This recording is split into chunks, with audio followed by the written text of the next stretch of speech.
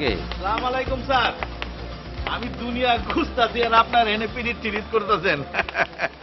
দেখুন, আমরা প্রেম করছি না, একান্তে একটু কথা বলছি। স্যার রাগ করেন না, পরিবেশটা দেখবেন কি সুন্দর টুসটুস করে বৃষ্টি পড়তেছে, চারিদিকে গাছপালা পরিবেষ্টিত, সামনে একটা পুকুর, ডাইনে পাখি, বায়ে পাখি কিচির মিচির ডাকতেছে। দুইজনে কথা বললে এটা পিরিত করা হয়, এটা রাগ করেন না স্যার, আমি একটু সাপোর্ট করি। আপনাকে কে বোঝাবে? আপনি যা নিজে বুঝেছেন সেটাই বুঝে থাকেন। আইসি আমি স্যারের কাছে আমার কর্মসূচিটা জানতে। আমি আজকে আবার চট্টগ্রাম যাবো, সকালে যাবো তো ম্যাডাম, বউ নিয়েই যেতেছি। আপাতত আপনি যখন এখানে আছেন, আমি চাই মেয়েদের ভাতটা আপনি নেন, কারণ আমি যদি না থাকি পুরা হোস্টেল মাথায় করে নিব, কোন ঢুকেরা বাইরে যাবে টেরো পেবেন না। অ্যাটলিস্ট এটা করেন ম্যাডাম। আমি চেষ্টা করব। তাহলে দুইজনের অনুমতি নিয়ে আমি যাই। আমি আবার স্যারের লিগে 1 কাপ চা বহাইছি, অন্তত দেখতেছি দুইজন 2 কাপ দিতে আসি। সালাম আলাইকুম।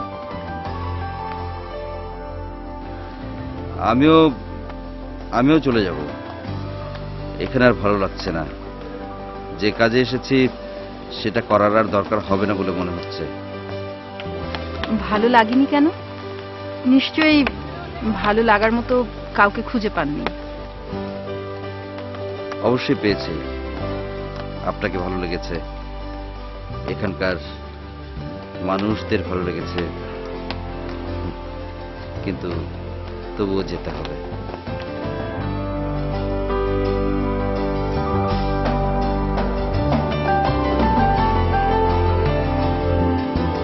আসো, তোমাকে আমরা লেখাপড়া শিখাই। লেখাপড়া শিখে তুমি অনেক বড় মানুষ হতে পারবে। না, ভূতদের লেখাপড়া করতে নেই। আমি পড়বো না। তুমি যদি পড়ালেখা করে উন্নত জাতিতে পরিণত হও, তাহলে তোমাকে আর কেউ ভূত বলে জানবে না। সৃষ্টির নিয়মে আমরা ভূত আর তোমরা মানুষ, এটাকে তো বদলাতে পারবে না। মারে, তোকে আমরা নিয়ে যেতে এসেছি। অনেক খোঁজাখুঁজি করে তোকে খুঁজে পেলাম। হ্যাঁ, ওই মানুষরূপী ভূতটা আমাদের আটকে রেখেছিল, অনেক কষ্ট করে ছাড়া পেয়েছি। বুঝলি মা, তোকে এখন নিতে এসেছি আমাদের ওই আস্তানায়, ওই গভীর জঙ্গলে। না আন্টি, ওকে আমাদের কাছ থেকে নেবেন না। ও এখন আমাদের ভালো বন্ধু। নাই না না, মানুষ আর ভূত তো কখনো বন্ধু হতে পারে না। পারবে না কেন?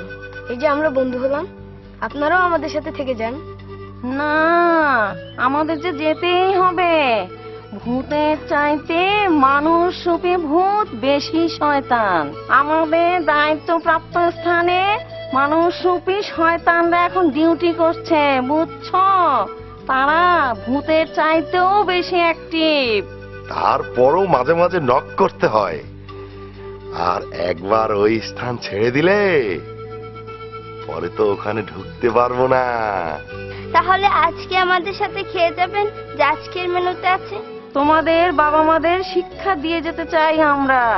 তোমাদের মতো ছোট ছোট বাচ্চাদের হোস্টেলে রেখে তারা সুখ শান্তি ভোগ করছে, এবার তাদেরও শাস্তি হওয়া উচিত। হ্যাঁ, এই জন্যই তো বৃদ্ধাশ্রমের সংখ্যা বাড়ছে। ছেলে মেয়েদের তাদের অধিকার থেকে বঞ্চিত করে রাখে বাবা মায়ের সুখের জন্যে। পরে যখন বাবা মারা বৃদ্ধ বয়সে পৌঁছায়, ছেলে মেয়েরা তাদেরকে বোঝা মনে করে আর মানতে চায় না, পাঠিয়ে দেয় বৃদ্ধাশ্রমে। অ্যাজ লাইক তোমাদের যেভাবে হোস্টেলে পাঠিয়েছিল। আঙ্কেল, আপনারা যে আমাদের সাথে খেয়ে যাবেন। এই, তোমরা সবাই গোল হয়ে বসে আছো কেন? পড়ালেখা রেখে শুধু গল্প আর গল্প, তাই না? আমাদের এক বন্ধু আজ বিদায় নিতে যাচ্ছে, তাই তাকে বিদায় দিচ্ছি। বিদায় নিচ্ছে বললেই হলো, এখানে একবার আসলে কেউ যেতে পারে না। আচ্ছা বলো তো শুনি, কে বিদায় নিচ্ছে? আমি। কে কথা বললো? আমার মেয়ে কথা বলেছে।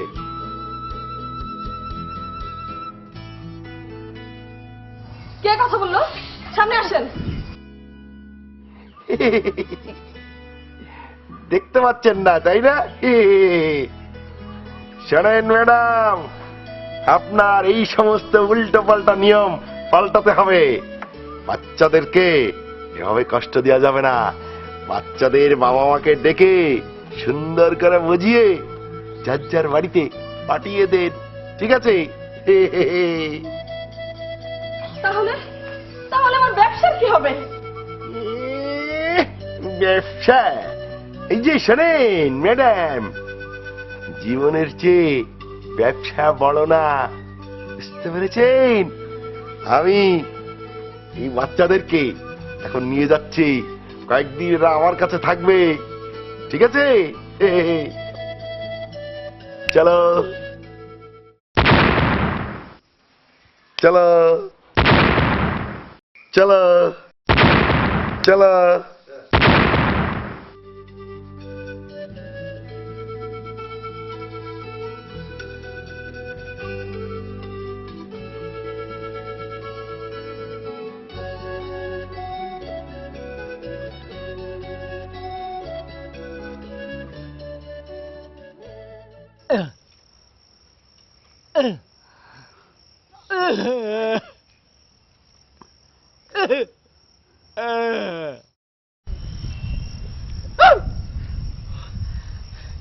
কি আপনারা এভাবে কেন মাটির নিচে মাথা বের করে আছেন?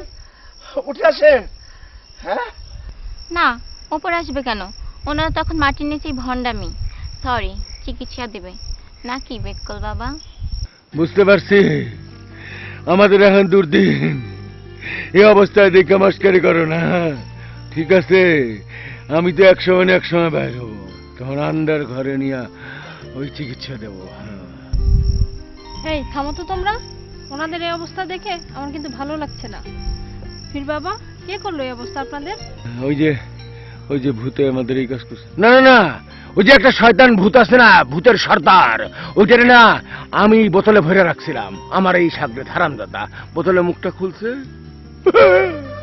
আর অমনি বাইরে আমাদেরকে গলায় ধরে চাপ দিয়া মাটিতে গাইরা দিছে। খালা, আমি ভূতের ভয় পাই না। একবার এক ভূত আসছিল, আমাকে পছন্দ করছিল, বিয়ে করে নিয়ে যেতে চাই দেশে। বাবা মা রাজি হয়নি, বুঝছো, তাই আর যাইনি। আচ্ছা খালা, আমি কি ওদের ছেড়ে দিব? মিথ্যা কথা বলার জায়গা পাস না? তুই কি ওনাদেরকে মাটির নিচ থেকে তুলে নিজে মাটির নিচে ঢুকতে যাচ্ছিস? এই মাটির নিচে আর কতদিন থাকবো, কেমনে বাঁচবো? আমার অ্যাসিস্ট্যান্ট কেউ আর আমার এখন বাবা কয়া ডাকে না।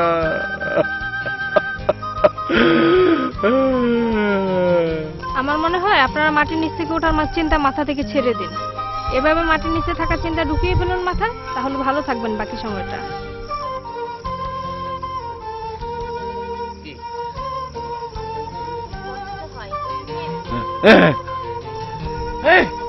কি করে এই খাবার? আমাদের কতদিন খায় বাঁচতে হবে, মাটির নিচে কতদিন থাকতে হবে, কেমনে কি করে আমাদের খাওয়া খাই দিতে?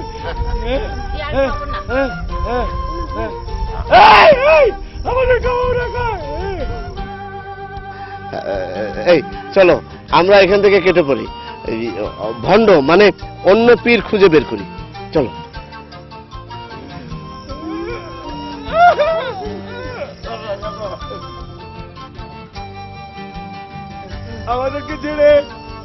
আমাদেরকে ছেড়ে এভাবে যাবেন না, আমাদের ছেড়ে এভাবে চলে যাবেন না।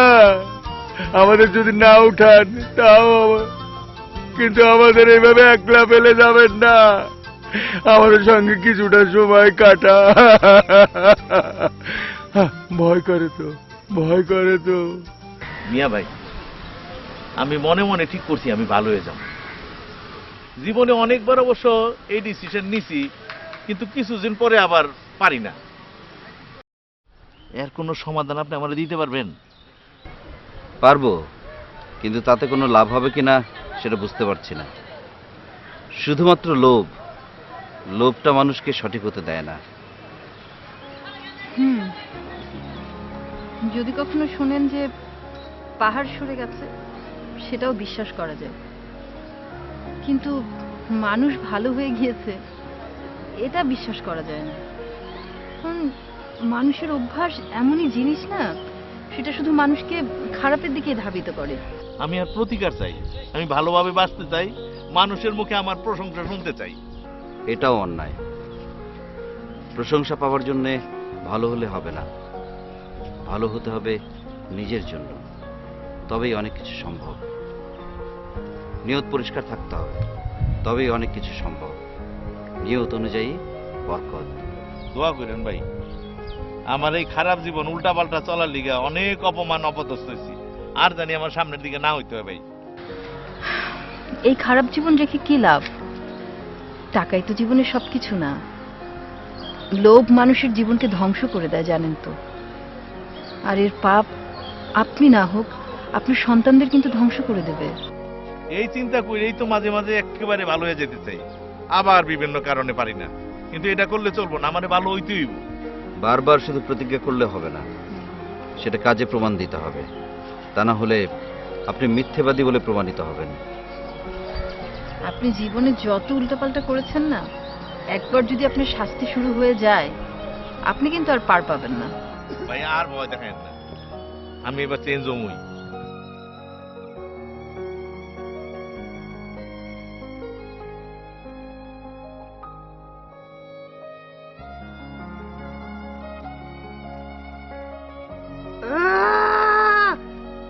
বাবা, বাবা,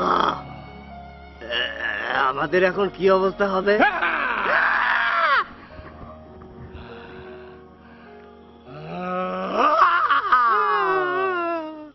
বাবা, বাবা, ও বাবা, এ কি বাবা, আমি তো আপনাদের পা দেখতে পাইতেছি না।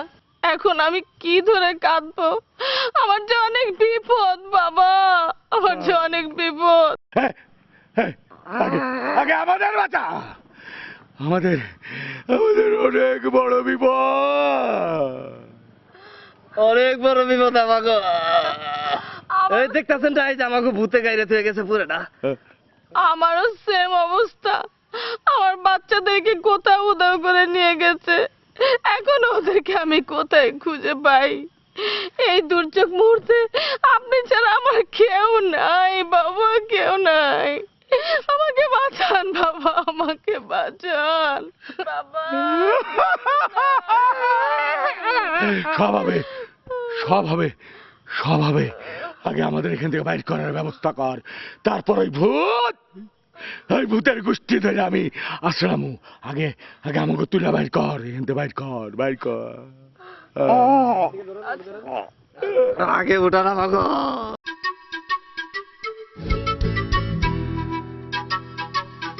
বাবা,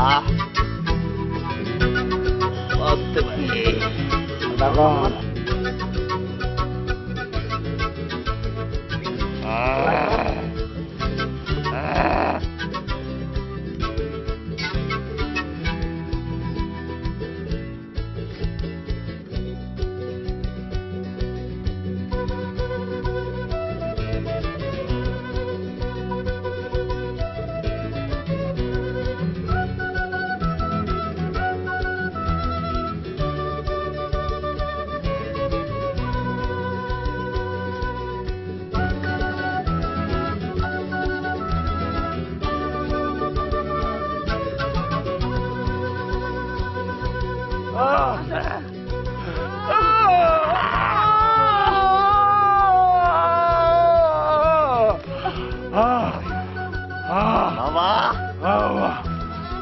ভয় পাচ্ছি।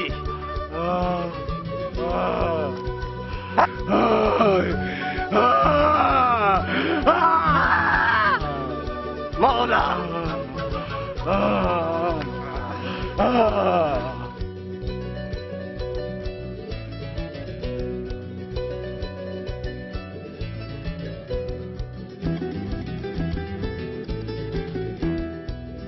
কি যে আপনি ডাক ধরেছেন কেন?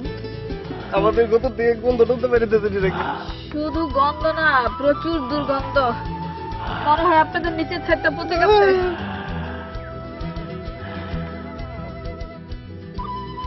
থাকবো না, থাকবো না, করে বন্ধ থাকবো না। আগে একটা ফ্রেশ করে গোসল দিয়ে আনি, কোনো পচা গলা গন্ধ থাকবো না।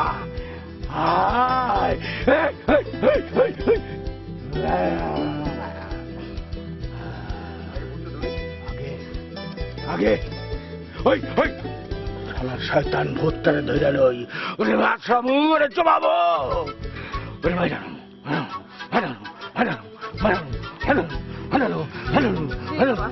তাই করেন, কিন্তু আপনাদের কাছে দেখতে তখন ভূতের মতো লাগতেছে। ধরো সুলতান বাবা, আপনার মতি গতি কিন্তু আমার ভালো লাগতেছে না। আপনি আবার দেবেন নিউজ ওই শয়তানের কাছে, পরে গভীর জঙ্গলের মধ্যে নিয়ে কাজের মাথায় বেঁধে দিলে নামাইব কিনা? আমি তোকে বস, আমি আসি, আমার লাগলো ওই শয়তান ভূত আমি ধরে আসলামু, বিসলামু, মাইলামু, দেলামু, মাইলামু, দেলামু। তাহলে ঠিক আছে।